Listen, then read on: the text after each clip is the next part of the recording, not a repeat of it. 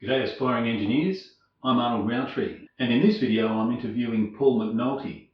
He's a piano builder and he's really good at it. He's been doing it for about 35 years. But now he's learning Fusion 360 and he's got plans.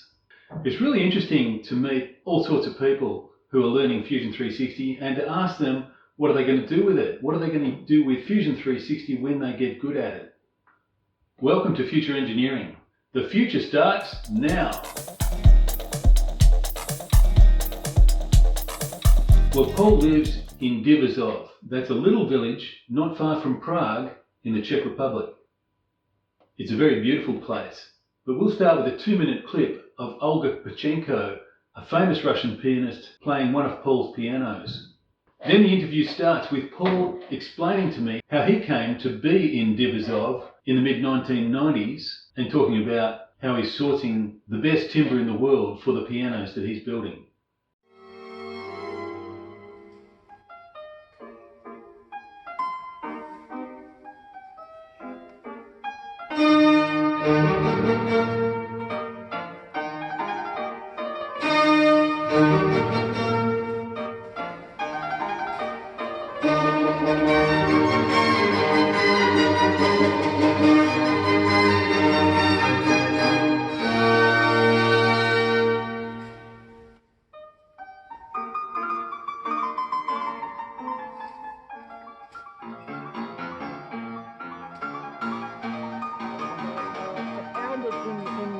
Of the Hartford over there, who had a huge workshop with a room stacked, just completely stacked with soundboard wood. Wow. So he was very gentleman, and he saw the look in my face, and he said, "Oh, if you need soundboard wood, I can let you have a 5-year supply. The next winter, I'll cut you a tree." You know? Yeah. Next winter. You know, next winter, yeah. And I thought, well, no one's ever said that to me before. So I responded with a fax saying, "I'll do anything. Let me please come and join your forces." And, So he agreed, and I came with a tractor trailer truck with my veneer press and everything, and set up there in Prague. I worked 3 years there and found that my polisher, my polisher is a man named Karol Popia, and was at that time between jobs. When you're the foreman of the state restoration facility in the old days, the communist enterprise, they got folded, and he was reduced to working in his mother's garage, restoring a Baroque secretary cabinet for Countess Lobkowitz. And if you call the Countess and ask for money, and she says, "Most of my money is tied up in investments," then you don't get paid. So I was sending him pianos, and he would polish them. And the village where his mother's garage is this where I live, Divizov.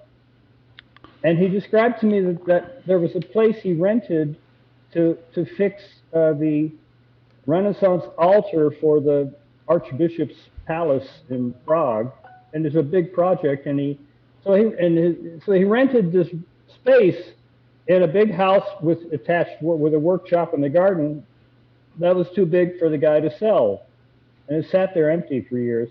Anyway, so he put his Renaissance altar project in there, and he couldn't pay the insurance, so he had to sleep there. But he told me about it, and I bought it. And I'll tell you, it was 1998. It's $120,000 for a massive facility. I'm so lucky. I mean, nothing. I never owned a house. It's just a fabulous place. Workshop the size of a small train station in the garden. So I really lucked out. That's why I'm here. And let me tell you about this wood. Sure, go ahead. I'm wired up with coffee. I'm just going to keep going. So this is why you went to Divizov to meet this guy that was promising you the best wood, And so you ended up in a beautiful place. You had a workshop, a beautiful Well, just, place. you know, any access to wood.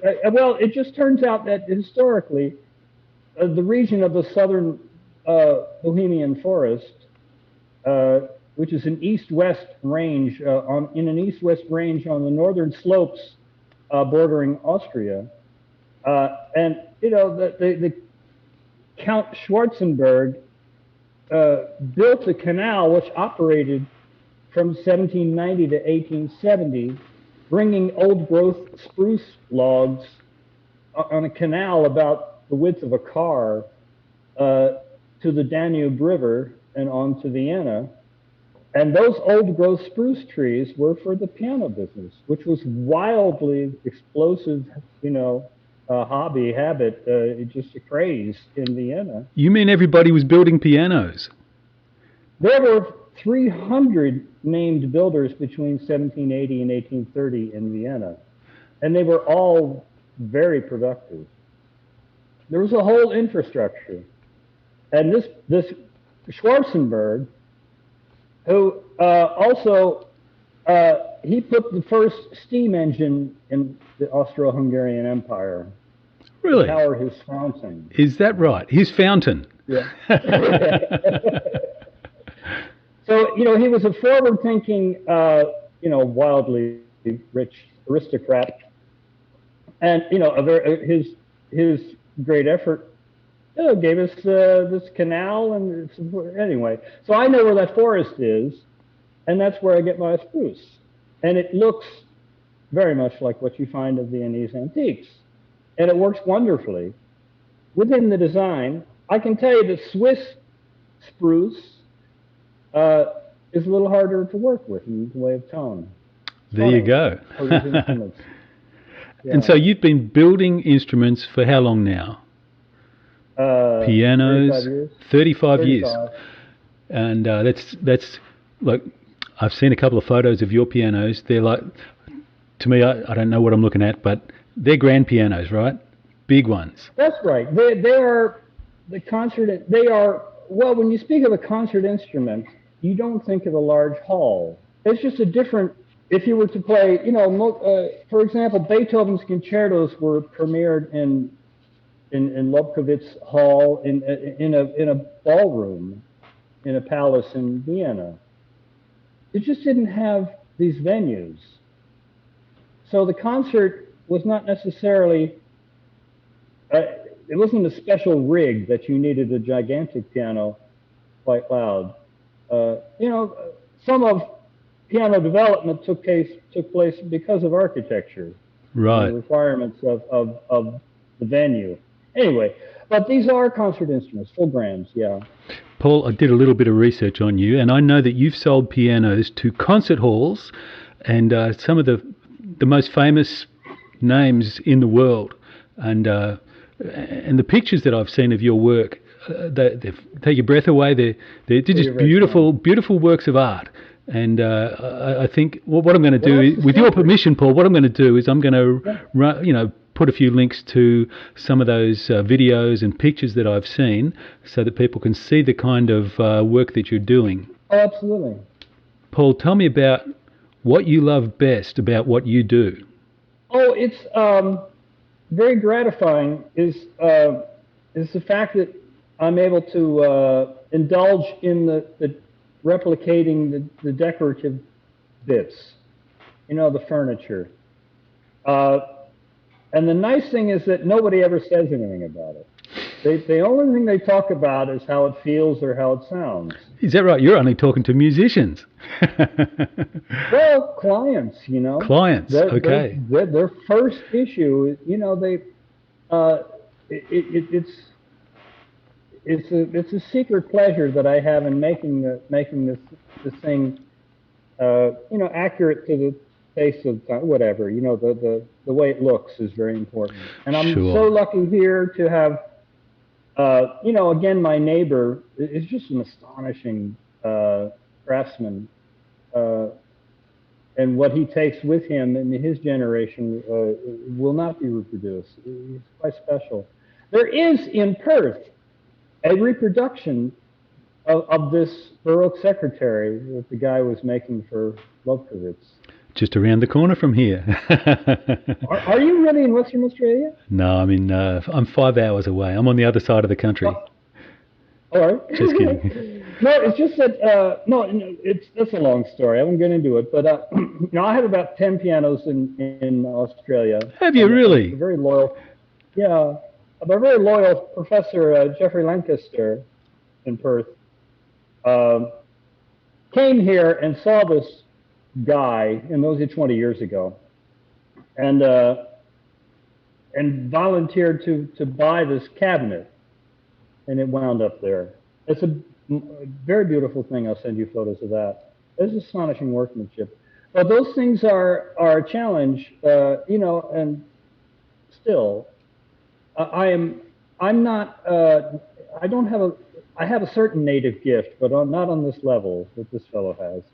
So, I want to, I have a scanner that I'm trying to get installed, and all these decorative bits of knobs and ormolu and ornaments, they will be my access to that possibility with the scanner is very exciting.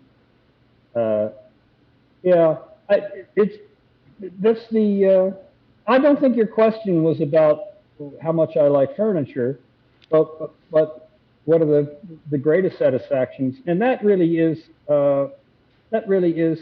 kind of discovering that the builder was not stupid, that the builder had a quality of sound which was fashioned over many repeats, empirical understanding of the thing and the trade understanding of certain secrets, which you can tease out of, you're going to the museum and you hold the hammer shank and you go twang, twang, twang, and it makes a sound, and you turn it 90 degrees and you go twang, twang, twang, and you realize that it's giving an interval in a primary partial, either a fifth or an octave, and it's not accidental.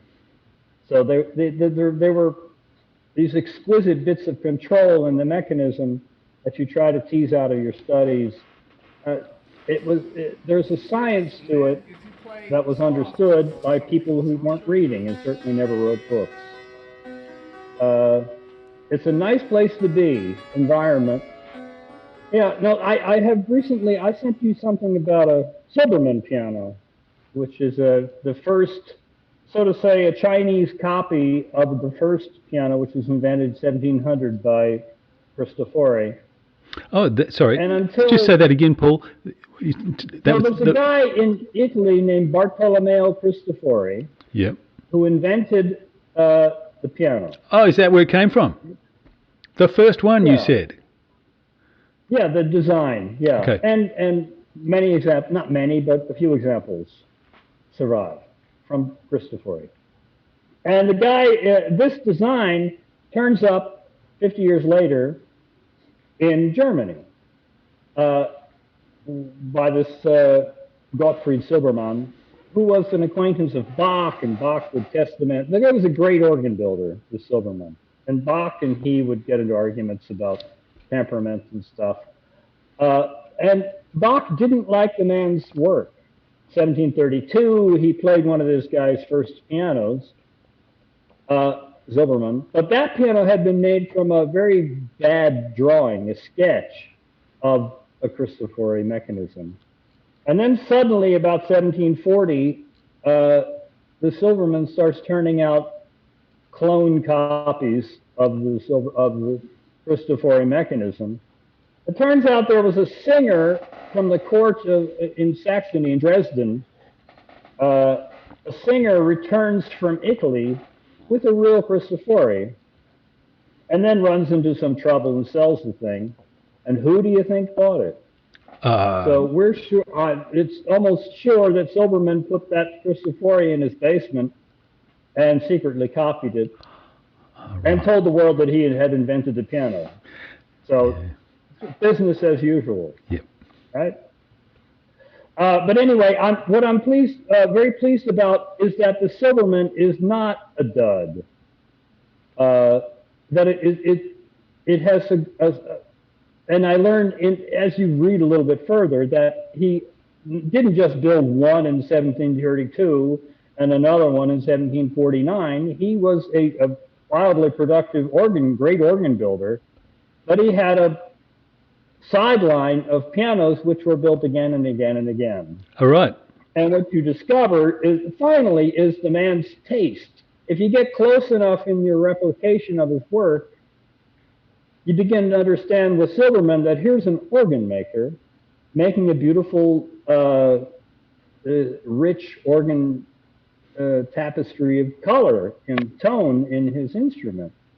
No messing around. And I'm very pleased to, Yep. you know, they're hollow parchment hammers. A roll of parchment, capped with a bit of leather. Wow. That's the hammer. That's the hammerhead. Hammerhead. And you know, it hits the string, and That's good enough. it typically results in a dismal treble that you see in other people's reproductions or what's in the museum. And I discovered that if you put a stent in it, if you put a piece of bamboo within the hollow of the parchment roll, this hammerhead is a parchment, just a parchment roll. If you put a piece of bamboo stick in there, supporting, well, it just rings like a bell. Yeah, And, amazing. You know, and I allow myself to do this because the instrument, the example in the museum, somebody had shoved, completely filled the parchment roll with a section of dowel, just shoved it in the base, then it plays like a truck and it doesn't have a good sound. But people do, you can see in museums a lot of miserable work. I guess it's... What it did, it opened the door for me legitimately to mess around with putting a bamboo stent within the hammerhead. It just made all the difference. The question is the stiffness of the thing, and you know, however stiff a hammer is the speed of its rebound. Okay. Yeah. And if you have a hammer that's like a halfway inflated basketball, you know, it's going to linger on the strings and totally eat up all of the faster vibrations, because the duration of contact with a string, it will cancel all vibrations transiting the string faster than that. You know, it's just blocking all the higher vibrations. Right. If it lingers too long. Yep. So that it puts a stent on it and it bounces away in a happy way, in a happy bell-like quality. Just lovely. Yeah. Fantastic. That's very exciting. Sometimes to find that out. Now, Paul, I want to get on to your materials and your processes and sure. But before we go there, you mentioned your wife's name. Her name is Vivana Sofronitsky. Now, she's easy to find on the internet, and she's an amazing person in her own right. She's a very accomplished musician. Now, you two together must be, she must have brought some strength to your business. What's her part in what you're doing? She occupies the seat of the chairman of the board. No, she's running, she's quite literally running the workshop. And involved day in, day out at the computer running this thing. And has done for these 20 years.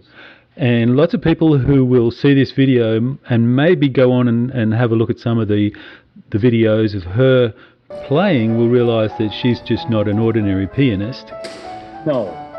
Okay. No, she, you know, her training is quite great depth. Moscow Central Music School from age 5, stuff like this. We'll have to double doctorate at Moscow Conservatory for organ and piano. We're going to have to interview her too, Paul. She was a touring concert organist in Russia before she was able to get out of Russia in '87 on something of a ruse, where she left in the summer on a 2-week trip to New York, including packing her winter coat with her. You know, she was prepared to stay. But you know, she's a real survivor and a real talent. You know. Okay. So, Paul, I can see a CNC machine in the background there. You're not just using. I know you use hand planes. I know you use hand tools, but you're up with it. Well, I still do. The thing about, shall we say, this 2-year project to build this Silbermann, which is the strangest piano. There's nothing in it to help you. I build Viennese instruments, and you know, a design which is just not going to help you at all. There's no tag you can hang on. But the mechanism and the structure within, it's all weird. And there's no, of course, there's no drawings, Paul. Is that right? No, there is. That's lucky. Oh, there is drawing. For this instrument, there is a very beautiful drawing made in 1977. Okay. In recent days. Yes, and you know, the thing I mean to say is that with the CNC, I could go straight from the drawing to total perfect fit at every juncture, all the way through. It's unbelievable.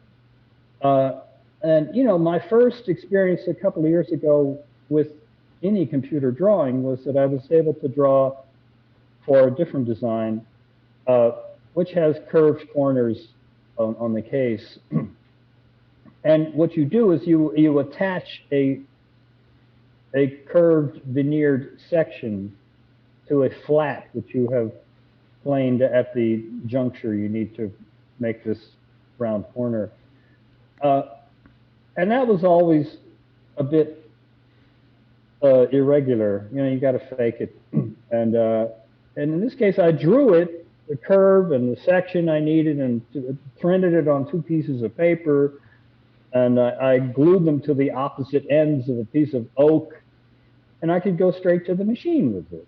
And not CNC, but I could plane it to have the correct round. It's not a regular shape. And so, you know, these things are, it's like a gift from heaven that you're able to do that. And now I have the machine to do the same thing, to actually mill these things. I've been trying for 5 years to get some way to make the 2 ends of a slanting, like, buttress within the frame that goes from high to low, and it has a compound sort of joint. You know, you have to. It's got to be. It's not. It's a strange shape, and it has to fit everywhere at once.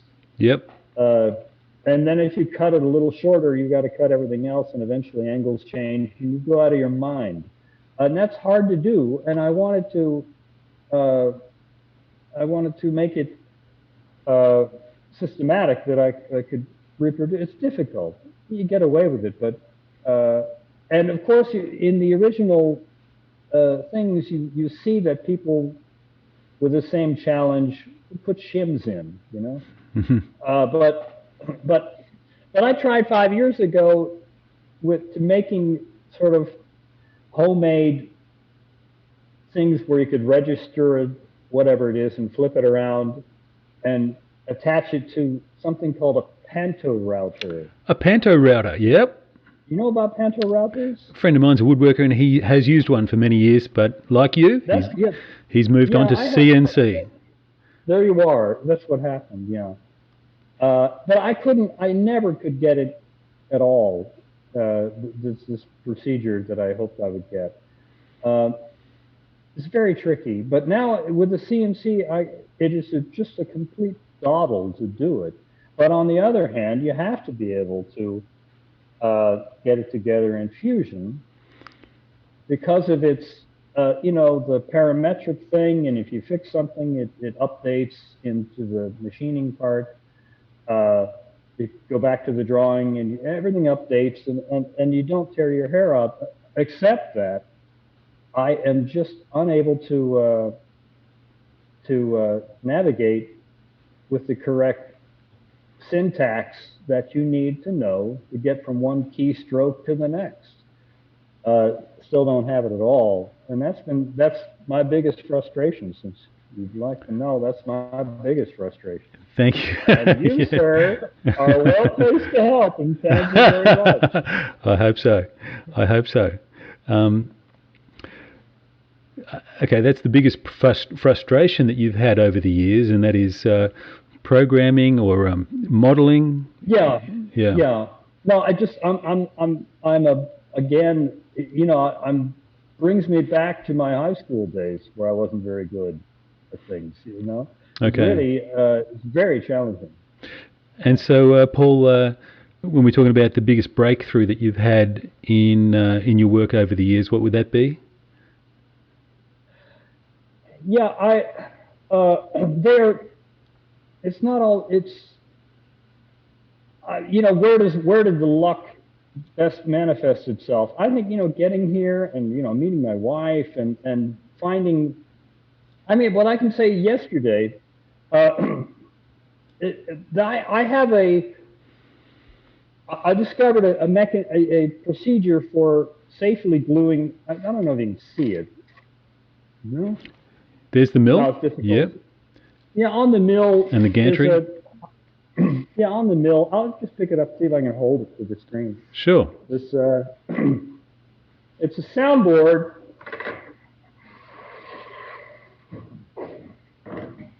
I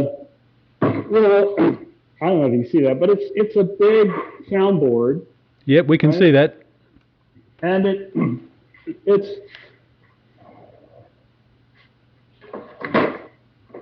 it's glued together with animal glue, right? And you don't really want to put urea in the glue and slow it down.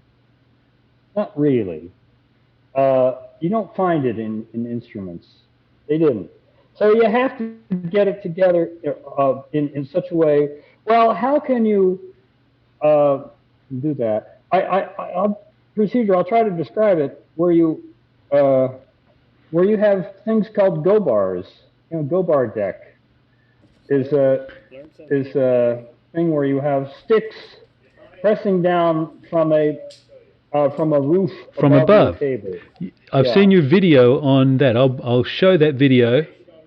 Yeah, and those sticks, they press down, but they're not placed straight up and down. They're bent and they're at an angle, and you can impart a tendency if you put sticks on one side and on the other side, and you fill up this thing you separate two boards with a bit of bamboo at one end and a bit of bamboo at the other end.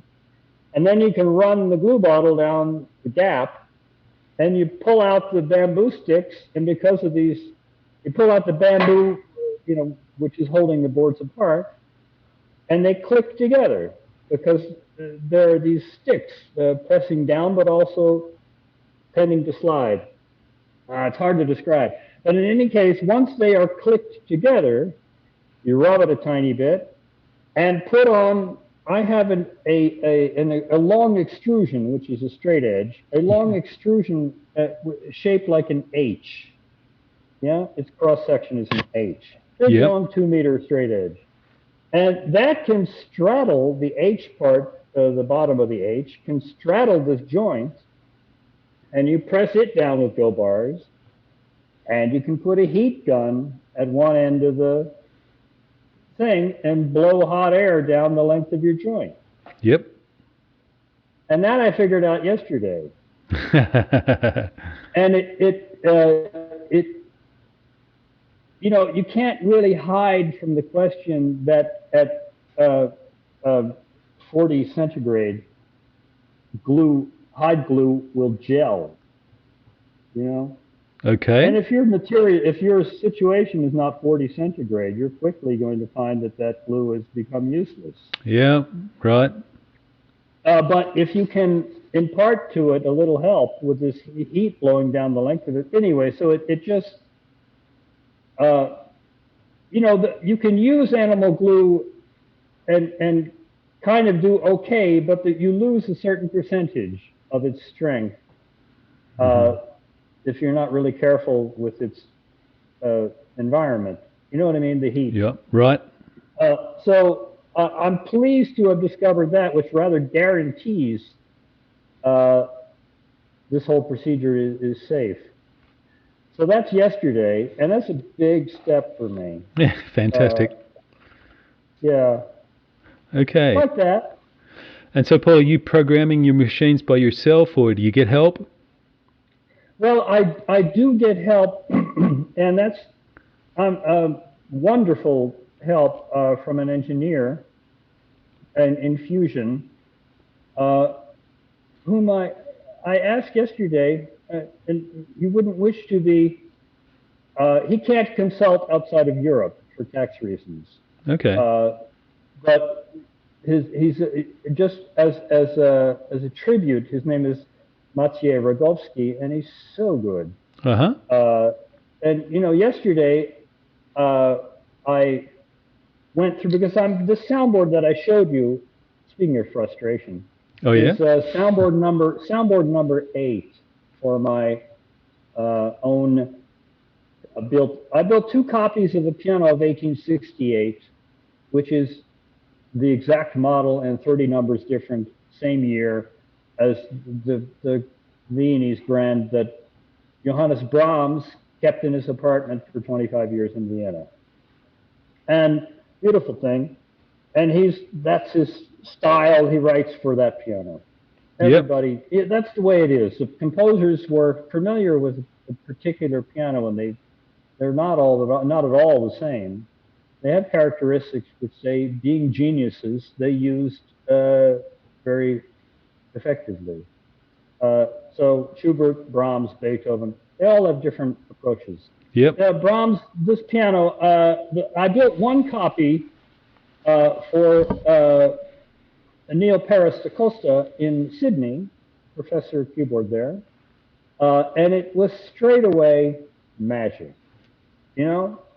I built that thing with a 6-month, it's a huge piano. I built it with a 6-month deadline for, I had a recording planned for a piano that didn't exist, and I got it to him, and it worked beautifully from the start. Just the sound is magic.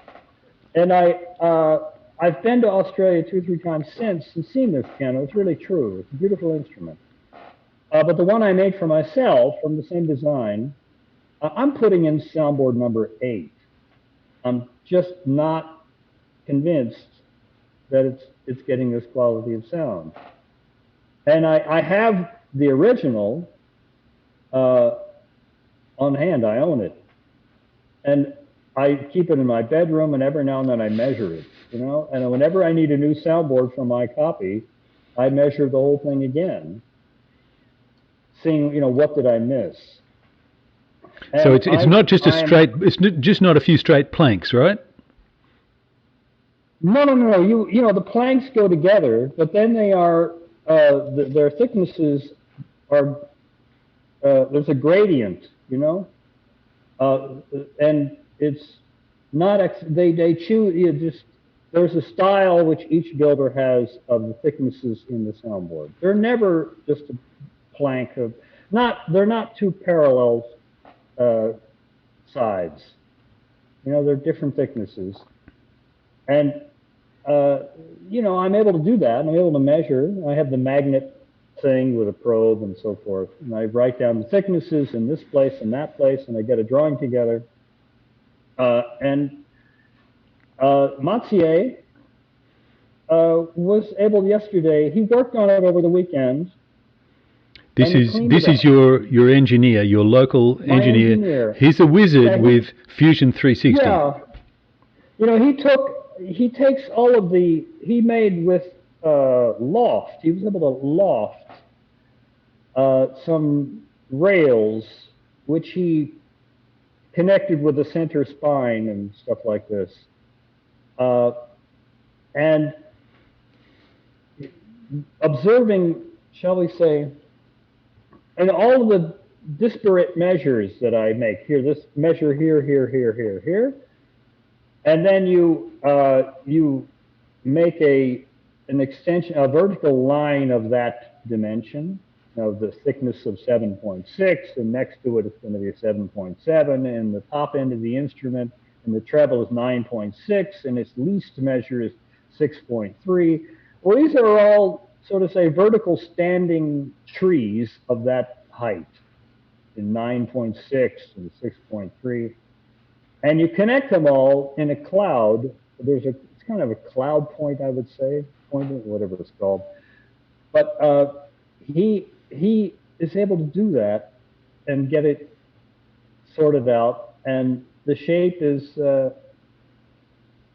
both very observant to the original parameters, but also luxuriously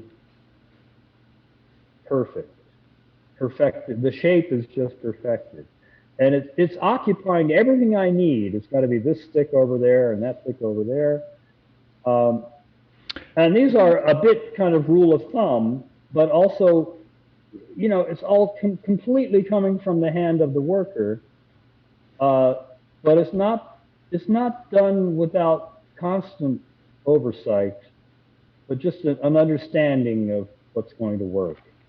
So, Paul, you're a beginner with Fusion 360, aren't you? Yeah, sure. And this is something that would be really good for you to be able to do, given time, given experience, to be able to model soundboards and to be able to control those nuances and subtle variations that the geometry can give to the sound. Yeah, I think I have my sessions with Mathieu are recorded, and yesterday's session, if you have the time, you, Arnold, would be, he's doing it. Yeah. And it's just breathtaking. Yeah. And if you will, I would invite you to watch this thing that he did yesterday. Sure, that'd be great. Not for publication, you know. No. Yeah. Yeah. That'd be very instructive. Breathtaking. Yeah. And that's where I need to be. And I need to. It's very frustrating that I am not able to do that because I'm really quick with the other stuff, just handwork, you know. Yep. So this is your goal, is to master Fusion 360 and to be able to produce these soundboards. Okay, that's a magnificent vision and you know, something to aspire to. That's fantastic. So thank you very much for talking, Paul. How can people contact you? If they look up fortepiano.eu. I'll put that link in the description to the video and make a way for that to happen. So, Paul, thank you so much for being with us on the show today, and all the best for your piano and for your project to become a master of Fusion 360 and for learning some of those advanced topics. That's going to be quite a challenge, but all the best, Paul. Thank you, Arnold. Yes, I'll be in touch. Fantastic. Okay. See you later. All right. Talk to you. Bye-bye now.